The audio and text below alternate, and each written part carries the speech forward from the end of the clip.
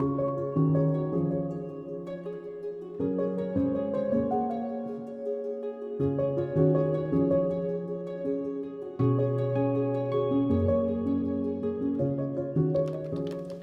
hi! Is it noon already? Thank you so much for tuning in to Family Champions Amidst the Pandemic. We're here to learn, to inspire, and to celebrate. Oh, but first, I think I should probably get ready. That's better. Now we're ready to celebrate. Welcome to Family Champions Amidst the Pandemic. We're going to learn, inspire, and celebrate our successes amongst a myriad of challenges this past year. And stay tuned, because at the end of each agency clip, there will be a clue given. When you submit those clues at the end of the program, you'll be entered to win one of 3 generous gift cards. But first, let's introduce you to our new President and CEO, Dr. Robert Murrow. Thank you, Julie, and I'd like to welcome everyone to our 2021 Family Champions event, Family Champions Amidst the Pandemic, to learn, to inspire, and to celebrate successes. My name is Bob Murrow, and I'm the new President and CEO of CCFSA. I'm thrilled to be here and to be working with an amazing staff here, all in support of you, our member agencies. Real briefly about me, I am a licensed psychologist and a former administrator at several nonprofits over the years, including our members of Catholic Charities in Hartford and LifeBridge down in Bridgeport. I'm pleased to be working with you, and once again, want to turn it back to Julie. Let's see some of the amazing ways our agencies reacted immediately in the face of a global pandemic to ensure continuity of care for their families.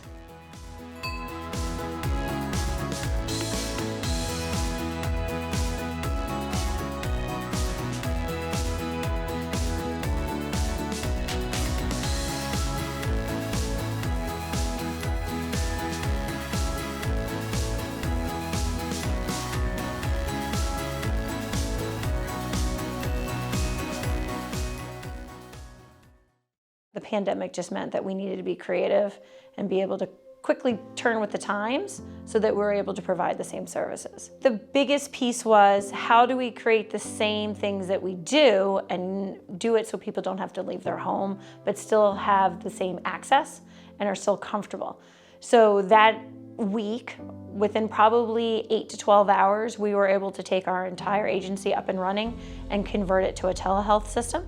So it was getting equipment, it was getting our staff trained, it was getting all the technology and the platforms in place so that our clients could remote in and speak to their therapist like nothing had ever happened. Then it was the training piece, is how do we get everyone trained so our staff can go home and be able to remote into our server and medical files and do everything so we were within HIPAA compliance and making sure that everything was protected. We have an amazing staff, and it was their flexibility and adaptability that really made the care that we provide seamless. And so all the behind the scenes that goes on, I think, is just kind of like the magic that happens, and then the clients not being interrupted and saying, okay, well, I'm not going into the office, but then I can click a button and I can talk to my therapist. That's huge. So my staff did an incredible job.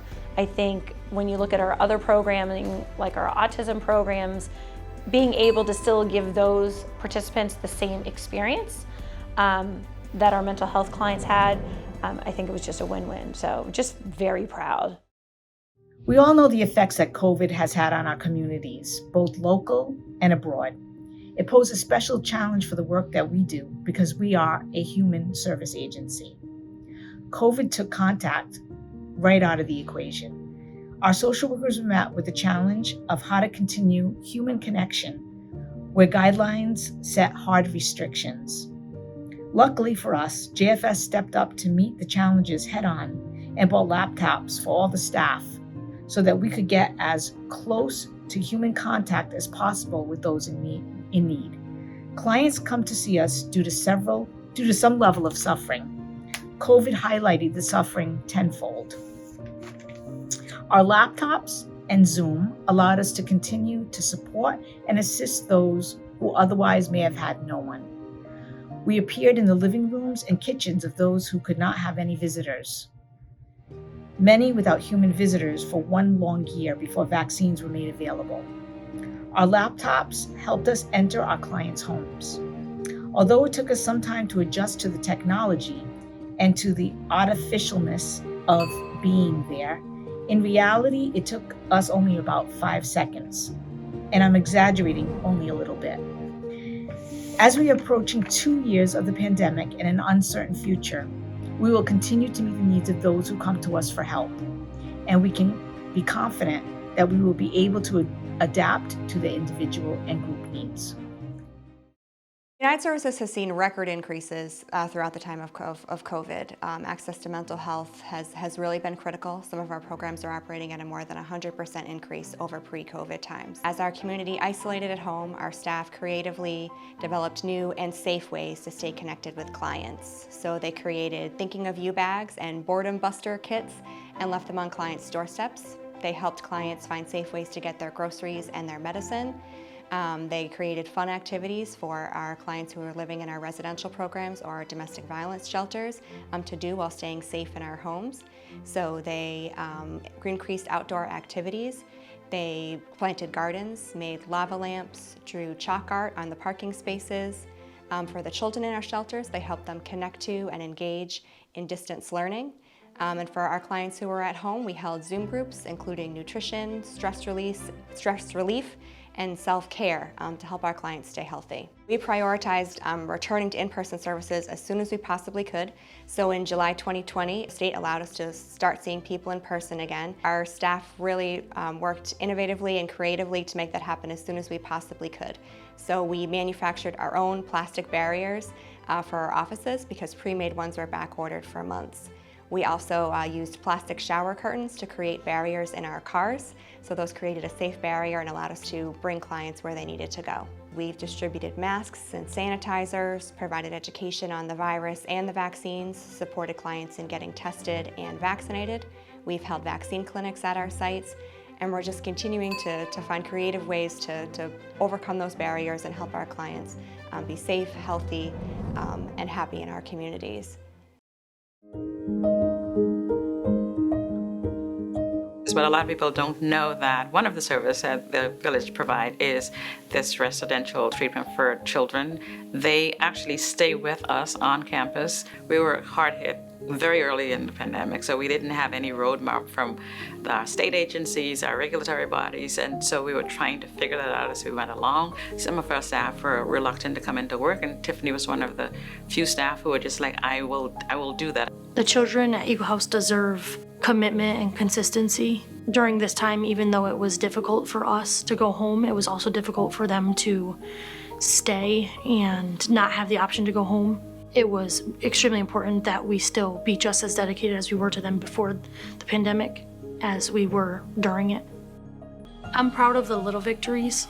The children being able to overcome peer interactions or work through difficult moments that they experience and being able to make the moments teachable moments for them. It makes me feel extremely humble to be able to play a role in helping these children overcome adversity. It's rewarding for me to be able to see that I'm playing a part in helping the children meet their goals, and I'm proud to be a part of the Village family.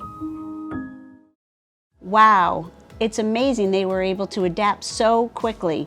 Don't forget to be writing down those clues to be entered into a drawing at the end of the show for one of 3 generous gift cards. Now let's see how some of our programs overcame those challenges.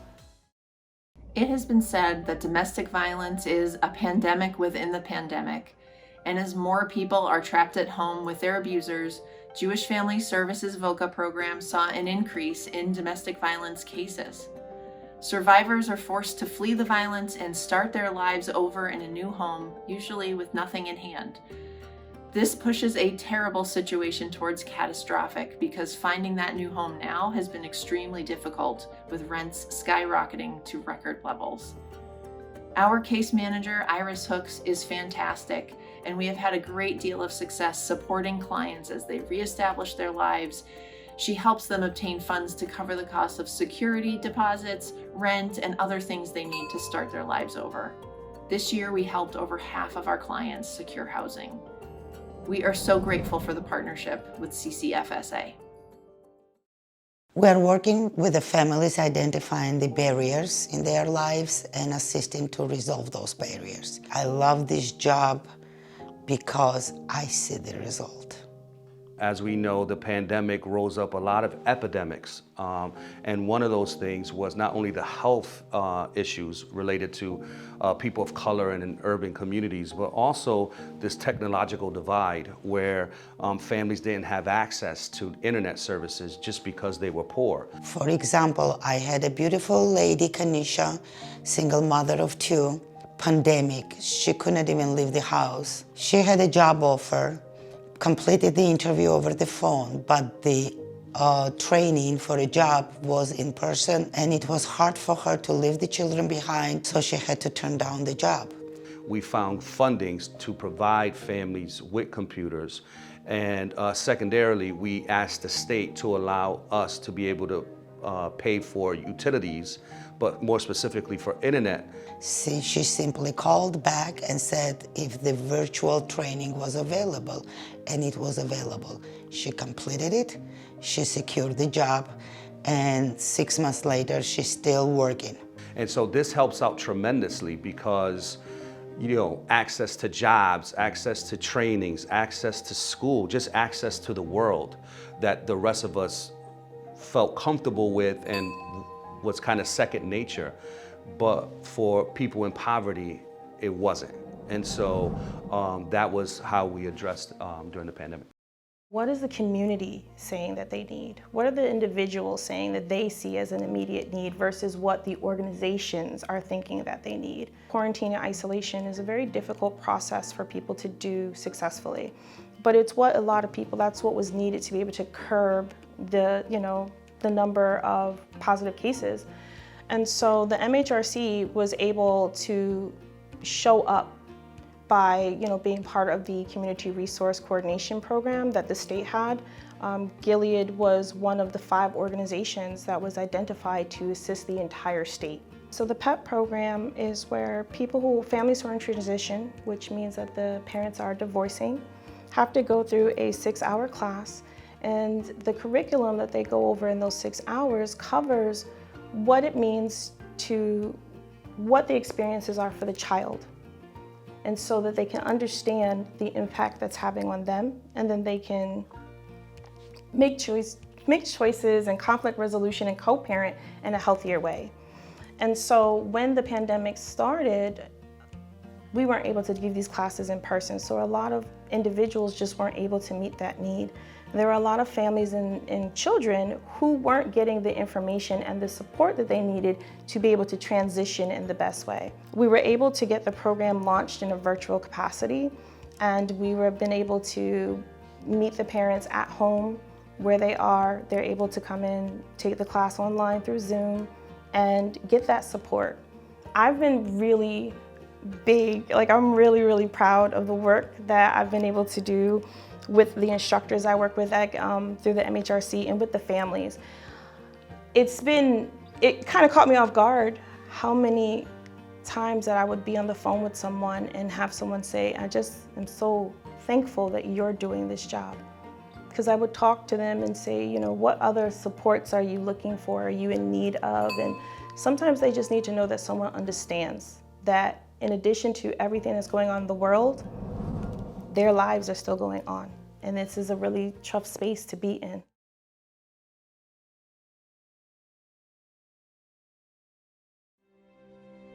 Nancy. She's my big sister. Nancy to me is the other mama for my children. Oh, I'm gonna cry. So it's impossible to talk about Room to Grow Preschool without talking about Nancy Owens. 25 years ago, we opened Room to Grow, 1995. So this is my baby, I started it. And we have grown from 38 children to 132. Parent resource rooms, a food pantry, all the other things. Nancy lives and breathes Room to Grow Preschool 24/7. It's just that feeling of, the feeling of being welcome, warm, and feeling my children always come to Room to Grow like it's their home. They just go in and go straight to Nancy and just being embraced by this big hug from them. It just means so much to me to come to work every day and know that I can go home at night and I feel so satisfied that I helped someone, I supported the education of a child. I look at our population, our really low-income, hard-working immigrant families that struggle day to day when they're working. So put that aside and think of COVID and what they've been through. We really needed to extend ourselves to help them so they could raise their child. Good leaders and good mentors are hard to find. But Room to Grow and Nancy Owens, we have both. A fantastic leader and a fantastic mentor for our teachers and our administrators and our parents and our young children. I have found my big sister here with Nancy. Nancy is the heart and soul of Room to Grow. Thanks, Nancy. Thank you so much from the bottom of my heart for everything you do for us. Oh, now let's introduce you to our staff, many of whom started during the pandemic. When you enter the CCFSA offices, you're greeted by the smiling face of Administrative Assistant Ann Herlihy. Ann is fluent in English and Spanish, having lived in Spain for 12 years. Next, we come to Director of Finance, Rachel Anastasio's office. Everyone is thrilled Rachel is here because none of us like doing math. Here is VOCA Regional Coordinator for the Southern Region, Erica Mastriani. Her office is on the south side of the building. Marianne Policastro is the Director, Operational Performance. She can tell you if it's pronounced data or data. Bob Murrow is the captain of this ship as our President and CEO. He has a wife and 3 daughters, so being surrounded by women at work feels very much like home. Here is VOCA Regional Coordinator for the Northern Region, Yolanda Ortiz. Her office is on the north side of the building. Director of Programs, Cindy O'Neill, is always very busy, so we won't bother her too long. Claire Hill, our intern from UConn, is a very impressive graduate student. The coolest thing, however, is that her email spells chill. And that brings us to me. My name is Julie Rancourt, and I'm the Communications Manager for CCFSA. I am the biggest cheerleader for the Council and our member agencies. I'm continually inspired by the work we do on behalf of Connecticut families.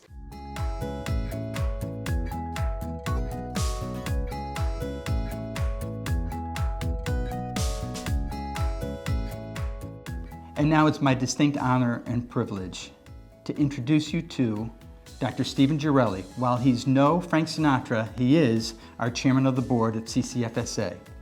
Thank you very much, Bob. It's really exciting to be part of this event. And while we're not doing a live event as we have in past years, it's really wonderful to be able to present virtually all the fabulous work that's been done by our member agencies over the past year. And it's especially great that because we're doing it virtually, we're going to be able to reach a much wider audience than we've done in the past. Correct, and the theme is to learn, to inspire, and to celebrate. It's our opportunity to give you a chance to share your best practices with programs that you've adjusted or modified in the midst of the pandemic, or completely new services that you've created in response to the pandemic. And for us all to listen and learn from one another, to feel inspired by this, and certainly to celebrate the successes that we've all experienced this past year.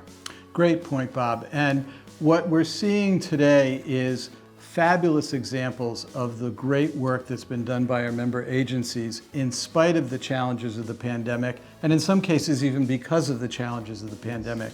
We're going to have a chance to see more about the compassion, the expertise, the skill, and the commitment of the staff in our member agencies, something I think we can all celebrate. So let's take a look at a few more examples.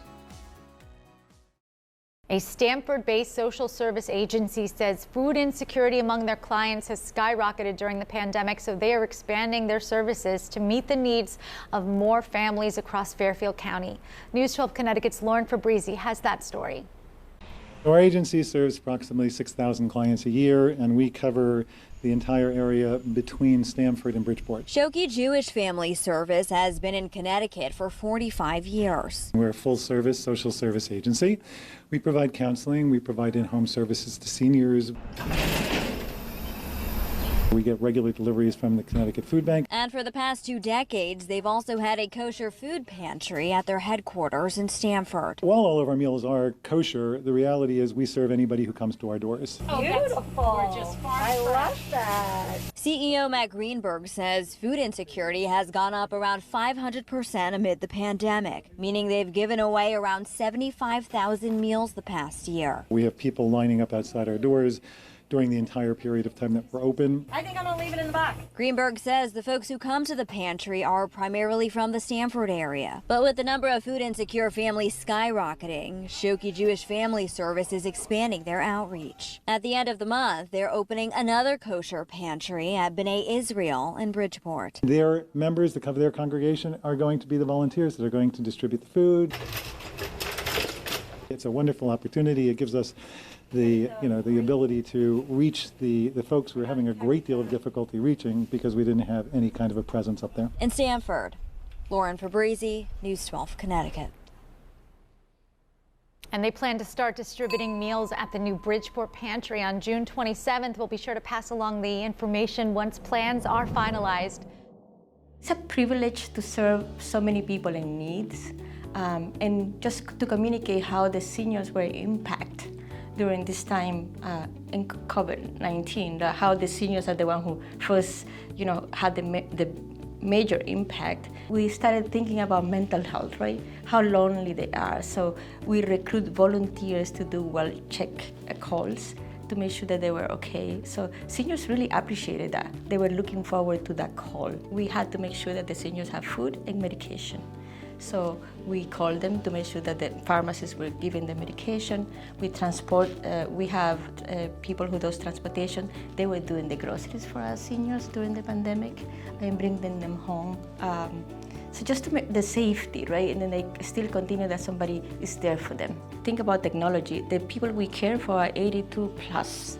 Right? So they had to register in the VAN system, which is what the Connecticut uses for the vaccine.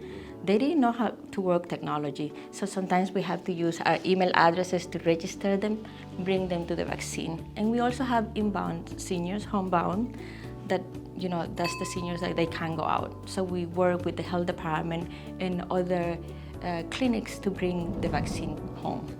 In the middle of the pandemic, everybody went home, and our home health aides say, no, I had to care for my senior. They depend on me. Through the challenges of this past year, our community needed us more than ever, so LifeBridge never stopped. Our mission is to build resilience in those we serve, and that is what we did. With the help of many donations and alongside our community partners, we helped hundreds of families through the distribution of feminine hygiene products, coats, and food. Our behavioral health services were also there for those who needed us by telehealth until we could welcome them back.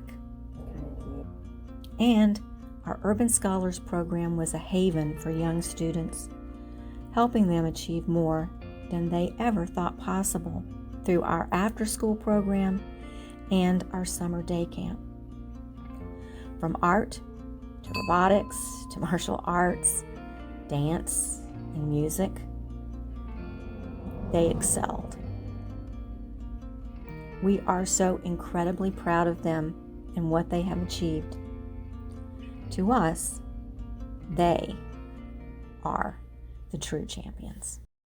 Klingberg started as an orphanage in 1903, has gone through many transitions since then, and now has about 20 different programs that serve children and families, including some outpatient clinics, a large special education school, foster care and adoption, and a number of programs that work with families out in the various communities. Well, we've always tried to help our food insecure families in a relatively informal way. When the pandemic hit, we realized we were being called on more and more to do that, and we're struggling to continue to meet the demands.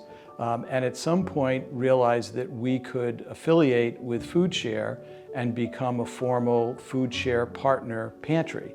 And so we did that with a lot of help from Food Share and opened what is the Klingberg Family Pantry, which serves food or provides food to the families we serve in our other programs who are food insecure. Right now we have a drive-through program because of the pandemic, so families drive up to the food pantry site, we bring boxes of food out to their cars, and that's how we do the distribution. Our hope is that when the pandemic one day finally resolves, that we'll be able to open essentially a grocery store affiliated with our pantry so that families can come and pick for themselves the foods that they want and need rather than us just assembling a box that gets handed to them. So it's really touched the lives not only of the people for whom we're providing food, but also for our staff and even some of our students. So it's really been a wonderful experience all around. When the pandemic first hit, it was a really confusing time. No one understood it very well or knew what to expect from it. At Family Centers, the biggest challenge was, what do we do with all of our clients who need our services? Family Centers did three things that were different and I think had a real impact. One is we set up a drive-through testing facility so that people could be tested for COVID-19, and we ran that operation for a year, tested thousands of people. When vaccines became available, we opened up a vaccination clinic, and again, we're able to vaccinate thousands of people here in the Greenwich-Stanford area. The third thing that we did was hire, in partnership with the city of Stanford and the health department and some other partner organizations, a whole team of 20 community health workers who later in the pandemic got out and canvassed the entire city and got to populations of people who hadn't been vaccinated yet to encourage them to get the vaccination, make it easier for them to get the vaccination, and to ultimately, by late August, achieve a 75% vaccination rate in the Stanford area. I guess the thing that's been most striking at Family Centers during this pandemic crisis is the amazing team of professionals that we have and the way every one of them just rose to the occasion and found new solutions and ways to help their clients and the community through a very difficult time. So I just can't say enough about our wonderful team of professionals.